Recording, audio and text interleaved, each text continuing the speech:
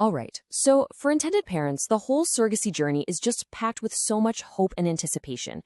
But sometimes the road takes a turn you weren't expecting, one that leads to the neonatal intensive care unit, or the NICU. If that's where you are right now, this explainer is for you. It's all about helping you turn that feeling of uncertainty into clear, confident action. So let's just start right here with this really important reminder. The sounds, the machines, the sheer newness of the NICU, it can feel like a lot. I mean, it is a lot. But just remember, this is a place of healing. And our goal here is to give you the roadmap, the confidence to walk that path. So here's our game plan. We're going to walk through the 6 key stages of this journey. We'll start with tackling that initial shock and the all-important paperwork. Then move inside the NICU itself and go all the way to getting you ready for that amazing day you finally bring your baby home. First things first, it's so important to just acknowledge this. A NICU stay is almost never a part of the plan. And it's actually statistically more common for newborns who arrive via IVF and surrogacy. And that's often because there's a higher chance of premature birth or multiples. The main takeaway here, you are absolutely not alone in this, and the NICU is the best possible place for your baby to get the exact specialized care they need to grow strong. Okay, so now let's switch gears and focus on the critical first steps. You've got to handle the legal and logistical details right away. I know, it's the last thing you want to think about, but it is key to securing your role as your baby's parents and decision makers. Getting this stuff locked down on day one makes everything that comes after so much smoother. Think of this as your day one action plan. These 4 things are your top priority. You're going to present your legal parentage documents. You're going to call your insurance company. You're going to double check, and I mean really double check, that the baby's ID bracelet has your last name, not your surrogate's. And finally, just have a backup power of attorney ready, just in case. Okay, let's talk about this document, the pre-birth order, or PBO. This is, without a doubt, the single most important piece of paper you will have at the hospital. Seriously, think of it as your passport. Without it, the hospital staff might not be able to act on your decisions, and that can cause huge confusion and delays when every single second really counts.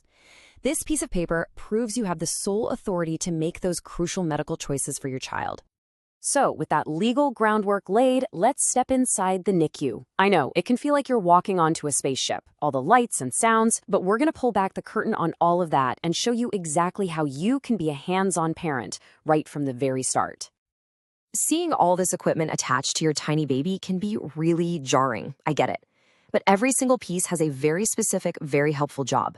That incubator, it's just a warm, cozy bed. That tiny little tube is just delivering milk straight to their tummy. And that little red light on their foot, it's just keeping a super close watch on their oxygen levels. That's it.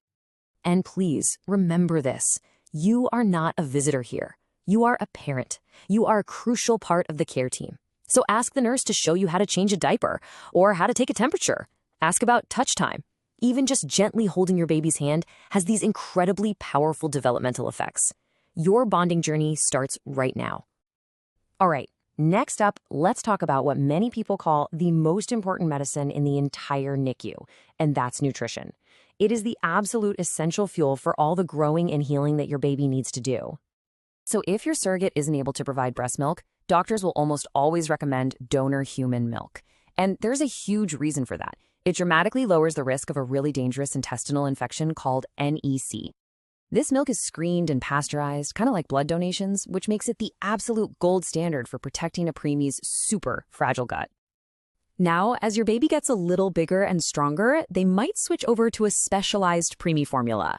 The difference seems small, but it's so critical. These formulas, like NeoSure or Enfacare, are packed with 22 calories per ounce, plus extra protein and minerals, and it's all designed for something they call catch-up growth. Now, you might hear the team talking about mixing the formula to be even more concentrated, like, say, 24 or even 26 calories per ounce.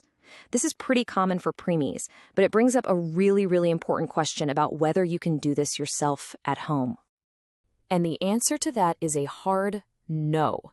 You should never, ever just eyeball these measurements or use some recipe you found on the internet. Mixing this stuff wrong can lead to really serious problems, like dehydration or stress on their tiny kidneys. Only use the exact specific printed out recipe from your hospital discharge papers, period. Which brings us to the question that is on every single parent's mind. When can we go home? Well, the answer isn't a date on the calendar. It's all about your baby passing a series of milestones. You can think of it as the NICU final exam. So let's look at the 4 big subjects on this test. Your baby has to show they can breathe, all on their own, with no scary pauses. They have to take all of their feedings by bottle or breast. They need to keep themselves warm in just a regular open crib. And finally, they have to be gaining weight consistently. And here it is. This is the final green light. When the nurses start telling you about a steady daily weight gain of about 15 to 30 grams, that's roughly half an ounce to a full ounce every day, you know that discharge day is getting very, very close. Leaving the NICU, that is a moment of just pure joy. It's a huge celebration. But the journey doesn't quite end there. Once you're finally home, a whole new phase of care begins, and there are a few really essential things you'll need to stay on top of. Your follow-through at home is just everything. Your baby will have to pass a special car seat test. You'll probably be giving vitamin supplements. And you should definitely ask about shots to protect their fragile little lungs from RSV. But listen, the most important thing on this list, never ever skip the follow-up eye exams for a condition called ROP. Getting timely treatment can literally save their vision. When you look back, this entire experience is really a journey from feeling like you're on the sidelines to becoming a powerful, empowered advocate for your child. And that big transformation, it starts with your very next conversation, your very next interaction with the care team. It all starts with your first question.